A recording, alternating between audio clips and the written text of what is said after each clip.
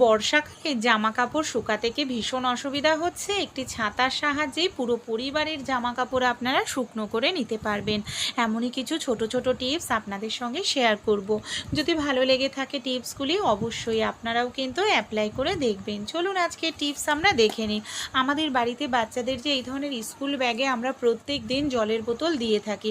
অনেক সময় কি হয়, এই যে দেখুন, এটা না ঢেলা হয়ে যায় জলের বোতলের জায়গাটা, আর তখনই কিন্তু আমাদের সমস্যার মধ্যে পড়তে হয়। দেখা যায় জলের বোতল যদি কোনো কারণে ঢেলা হয়ে যায়, হয়তো কাত হয়ে রাস্তায় যেতে যেতে জলের বোতল পড়ে যায়, গাড়িতে গেলে তো খুবই অসুবিধা হয় জলের বোতলটা, এই করে দেখা যায় অনেক জলের বোতল নষ্ট হয়। তাই এইভাবে আপনারা কি করবেন, এই দেখুন আমি যেভাবে ধরে নিচ্ছি এইভাবে আপনারা একটা ভাঁজ দিয়ে নেবেন। তারপর আমাদের যে এই ধরনের পুরনো চুলের ক্লিপ আছে, যে ক্লিপ আমাদের কোনো কাজেই লাগে না, এই ধরনের পুরনো একটি চুলের ক্লিপ দিয়ে আপনারা এইভাবে দিয়ে দিন। দেখবেন টাইটভাবে আটকে থাকবে, সুতো দিয়ে সেলাই করার প্রয়োজন পড়বে না। আর এরপর যদি আপনারা জলের বোতলটা ভরেন, এই দেখুন একদম টাইট হয়ে রয়েছে, জলের বোতলও কিন্তু পড়ে যাওয়ার কোনো রকম সম্ভাবনা থাকবে না। ভালো লাগলে টিপসটি অবশ্যই কিন্তু আপনারাও ট্রাই করে কিন্তু দেখবেন বন্ধুরা। চলুন পরবর্তী টিপসটি আমি দেখে নিই। এখানে দেখুন আমি নিয়ে নিয়েছি একটি পাত্র, একটি পাত্রের মধ্যে এখানে আমি নিয়ে নিচ্ছি 3 চামচ পরিমাণ মতো ভিনিগার। এই ভিনিগারের মধ্যে এখানে এবার আমি দিয়ে দেব বন্ধুরা, যে তেল আমরা খেয়ে থাকি রান্নার খাওয়ার তেল, এখানে আমি 1 চামচ পরিমাণ দিয়ে দিলাম। তেলটা দিয়েও খুব ভালো করে এখানে ভিনিগারের সঙ্গে মিশিয়ে নেব। এবার কি করব, ভিনিগার মেশানো তেলের মিশ্রণের মধ্যে একটি কাপড় ডুবিয়ে নেব। কাপড়ের মধ্যে যে এক্সট্রা তেল জলটা রয়েছে সেটাকে আমাদের খুব ভালো করে এইভাবে নিংড়ে নিতে হবে। আমাদের বাড়িতে যে কাঠের ফার্নিচার, কাঠের দরজা থাকে, অনেক সময় দেখবেন এর মধ্যে ধুলো ময়লা পড়ে, দীর্ঘদিন থাকতে থাকতে এর যে উজ্জ্বল ভাবটা, পালিশটা, সেটা কিন্তু পুরোপুরি চলে যায় বন্ধুরা। তাই আপনারা কি করবেন, এইভাবে মিশ্রণ তৈরি করে যদি মাঝে মাঝে আপনাদের দরজাটা পরিষ্কার করেন বন্ধুরা, তাহলে দেখবেন এতে ঘুণ ধরবে না, আর আপনাদের দরজাটাও যে পালিশের মতো উজ্জ্বল ভাব সেটা কিন্তু থাকবে, নষ্ট হবে না, নতুনের মতো দরজা আপনাদের চকচক করতে থাকবে। ভালো লাগলে আইডিয়াটি অবশ্যই কিন্তু বন্ধুরা আপনারাও কিন্তু ট্রাই করে দেখবেন, আশা করছি উপকার পাবেন। এতে দেখবেন আপনাদের কিছুদিন পর পর কাঠের ফার্নিচার বা দরজা পালিশ করার প্রয়োজন কিন্তু পড়বে না। চলুন পরবর্তী টিপসটি আমরা দেখে নিই। আমাদের বাড়িতে যে এই ধরনের তেলের বোতল, তেল আমরা তো চুলে দিয়েই থাকি প্রত্যেকেই, তা অনেক সময় দেখবেন আমরা যখন চুলে তেল দিই না, আমরা যে চিরুনিগুলো ব্যবহার করি সেই চিরুনিগুলোও না একেবারে তেলে হয়ে যায়। শ্যাম্পু করার পর সেই চিরুনি দিয়ে চুল আঁচড়াতে গেলেও চিরুনিতে থাকা তেল শ্যাম্পুর মধ্যে চলে যায়, বা অনেক সময় চিরুনিতে নোংরা হয়, চিরুনি আবার আমাদের সাবান জলে ভিজিয়ে রাখতে লাগে, তারপর পরিষ্কার করতে লাগে। তাই আমাদের বাড়িতে যে পাউডার থাকে, এখানে আপনারা যে কোনো পাউডার ব্যবহার করতে পারেন। চিরুনির মধ্যে সামান্য পরিমাণ একটু পাউডার দিয়ে যদি আরেকটি চিরুনি দিয়েই এইভাবে একটুখানি টানতে থাকেন, যে নোংরা আছে সেই নোংরাটাও খুব সহজে উঠে যাবে বন্ধুরা। সেই সঙ্গে দেখবেন আপনাদের চিরুনির মধ্যে যে তেল থাকে সেই তেলটাও কিন্তু সহজেই চলে যাবে। তারপর চুল আঁচড়াবেন, দেখবেন আপনাদের চুলও কিন্তু তেল হবে না। ভালো লাগলে আইডিয়াটি অবশ্যই আপনারাও ট্রাই করে দেখবেন। আদা আমরা কম বেশি প্রত্যেকেই কিন্তু খেয়ে থাকি বন্ধুরা। এখানে আমি কিভাবে আদাটা ব্যবহার করব, চলুন তাহলে আমরা দেখে নিই।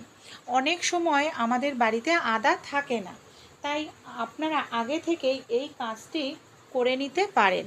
আদাটাকে দেখুন আমি এখানে ভালো করে গ্রেট করে নিচ্ছি। ভালো করে গ্রেট করে নেওয়ার পর এখানে আমি রুটি তৈরি করার তাওয়া গ্যাসের ওপর বসিয়ে দিয়েছি। তাওয়ার ওপর বসিয়ে লো ফ্লেমে আদাটাকে হালকা করে একটু রোস্ট করে নিচ্ছি, ভেজে নিচ্ছি, যাতে আদার মধ্যে যে আর্দ্রতাটা আছে সেটা যাতে শুকিয়ে যায়। এর জন্য আমাদের ভালো করে একটু আদাটাকে এইভাবে রোস্ট করে নিতে হবে। এই দেখুন একেবারে কিন্তু আদাটা আমাদের শুকনো হয়ে গেছে। এবার আমরা কি করব, এই যে আদাটা আমরা কম বেশি চা প্রত্যেকেই খেয়ে থাকি, তাই আমরা আদার মধ্যে যদি এইভাবে চা মানে চায়ের মধ্যে আদাটাকে এইভাবে দিয়ে ভালো করে মিশিয়ে নিয়ে রাখি, তাহলে যখন চা করতে যাব আদা আবার গ্রেট করে দেওয়ার প্রয়োজন পড়বে না। বাড়িতে যদি আদা আমাদের নাও থাকে তাও কিন্তু কোনো রকম সমস্যা হবে না। তাই এই ছোট্ট টিপসটি অবশ্যই একবার আপনারাও কিন্তু ট্রাই করে দেখতে পারেন, আশা করছি উপকার পাবেন। ডাল আমরা কম বেশি প্রত্যেকেই খেয়ে থাকি। অনেক সময় কি হয় যে ডাল রান্না করতে আমাদের অনেকটা গ্যাস খরচ হচ্ছে, তাই ছোট্ট একটি টিপস শেয়ার করব। খুব কম গ্যাস খরচ করেই আপনারা কিন্তু ডালটাকে সেদ্ধ করে নিতে পারবেন। সে মুসুরির ডাল বা মুগ ডাল, এই ধরনের ডালগুলো এইভাবে সহজেই সেদ্ধ হয়ে যায়। ডালটাকে ভালো করে আমি ধুয়ে নিয়েছি। আমাদের প্রত্যেকের বাড়িতেই হটপট বা ক্যাসারল থাকে, তার মধ্যে ডালটাকে দিয়ে আমি গরম জল দিয়ে 15 মিনিটের জন্য ডালটাকে রেখে দেব।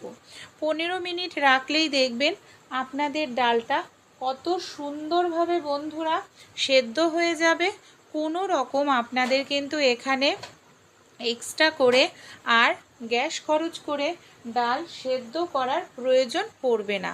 তাই ভালো লাগলে টিপসটি অ্যাপ্লাই করবেন। দেখুন ডালের মধ্যে আমি এইভাবে একটু কাটা দিয়ে দিচ্ছি, পুরো ডালটাই কত সুন্দর একদম ঘেটে যাচ্ছে।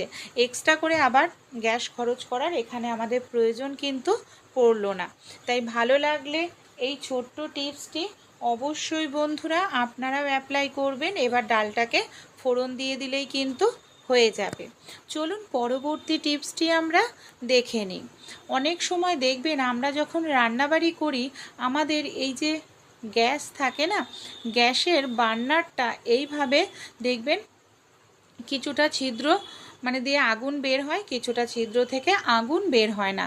এতে কিন্তু আমাদের গ্যাসের খরচা অনেকটাই বেড়ে যায়, গ্যাসের অপচয় হয়। অনেক সময় কি হয়, গ্যাসের বার্নার অনেক বছরের পুরনো হলে এই সমস্যাটি দেখা দেয়, কারণ বার্নারটা ক্ষয় হয়ে যেতে থাকে, যার কারণে এই সমস্যাটি দেখা দেয়।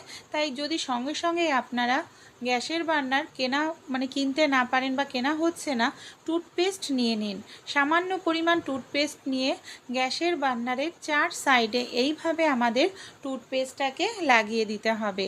তাহলেই দেখবেন যে গ্যাসের বার্নারের 4 সাইডে ক্ষয় হয়ে যে গ্যাস বের হচ্ছিল সেই জায়গা থেকে কিন্তু আর গ্যাস বের হবে না। খুব সহজেই গ্যাসের অপচয় আমরা ঘরোয়া উপায়ে কিন্তু কমিয়ে ফেলতে পারি। এবার আমি বার্নারটি সেট করে আপনাদের আগুন জ্বালিয়েও দেখাবো যে কত সুন্দর আগুনটা আমাদের জ্বলছে, গ্যাস কিন্তু আর লিক করছে না। ভালো লাগলে অবশ্যই ছোট ছোট টিপসগুলি আপনারাও অ্যাপ্লাই করে দেখবেন। অনেক সময় বাড়িতে আমাদের দেখা যায় বয়স্করা কেউ থাকে আর তাদের জন্য এই যে গ্যাসের সিলিন্ডারের ক্যাপটা খোলা অনেকটাই কষ্টকর হয়ে পড়ে। দেখা যায় দড়ি ধরে টানাটানি করে শক্তি প্রেশারের প্রয়োজন পড়ে। এখন কিন্তু গ্যাসের সিলিন্ডার খুলতে কোনো রকম শক্তি প্রেশারের কিচ্ছুর প্রয়োজন পড়বে না। এই ধরনের চিরুনি, এখানে দেখুন আমি একটি পুরনো চিরুনি নিয়ে নিয়েছি। এই ধরনের চিরুনি আমাদের কম বেশি প্রত্যেকের বাড়িতেই থাকে। চিরুনি এই ধরনের নিয়ে নেবেন। এই যে গ্যাসের সিলিন্ডারের যে আংটা আছে এইভাবে আপনারা কি করবেন, এই যে চিরুনিটাকে দেখুন এইভাবে আমি ঢুকিয়ে দিলাম। চিরুনিটা ঢোকানোর সঙ্গে সঙ্গে দেখবেন আংটাটা ঢেলা। চিরুনিটাকে এইভাবে ঢোকালেই দেখবেন কোনো রকম আপনাদের শক্তি প্রেশারের কোনো কিছুর প্রয়োজন পড়বে না, আংটাটা আপনাদের খুব সহজেই ঢেলা হয়ে যাবে। আপনারা কি করবেন, এইভাবে এই যে একটু টান দেবেন, কোনো রকম শক্তির কিছুর প্রয়োজন পড়ছে না, গ্যাসের সিলিন্ডারের ক্যাপটা খুব সহজেই খুলে ফেলতে পারবেন। ভালো লাগলে অবশ্যই ট্রাই করে আপনারাও দেখবেন। কিন্তু শুকানোর জন্য আর দড়ি বাঁধতে হবে না বন্ধুরা। হাতের কাছে যদি একটি পুরনো ভাঙা ছাতা থাকলেই পুরো পরিবারের জামা কাপড় আপনারা শুকনো করে নিতে পারবেন দড়ি বাঁধা ছাড়াই। চলুন কিভাবে দেখি। অনেক সময় দেখা যায় জামা কাপড় শুকানো নিয়ে খুবই সমস্যার মধ্যে পড়তে হয়। এরকমভাবে ঘর ভর্তি করে আমাদের দড়ি টানাতে লাগে। দড়ির মধ্যে জামা কাপড় দেখুন এরকম ঝুলিয়ে ঝুলিয়ে রাখলে দেখতেও কিন্তু বাজে লাগে। আমাদের বাড়িতে এই যে এই ধরনের দেখুন ভাঙা ছাতা বন্ধুরা থাকেই। যে ছাতার শিক ভেঙে গেছে, নষ্ট হয়ে গেছে, ব্যবহার করি না, সেরকমই একটি পুরনো ছাতা আমি এখানে নিয়ে নিয়েছি। আর প্রথমে এই দেখুন ছাতাটাকে আমি এখানে খুলে নিয়েছি।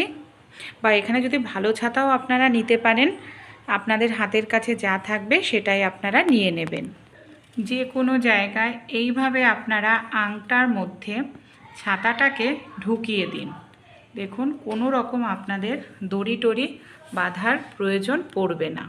এবার বন্ধুরা আমাদের বাড়িতে যে ছোট ছোট জামাগুলো থাকে বাচ্চাদের বা এই ধরনের রুমাল থাকে যেগুলো, সেই ধরনের ছোট ছোট জিনিসগুলো কিন্তু আমরা খুব সহজেই এইভাবে দেখুন মেলে দিতে পারি। এটার মধ্যে কম জায়গাতেই দেখুন অনেকগুলো জামা কাপড় কিন্তু এখানে আপনারা শুকিয়ে নিতে পারবেন।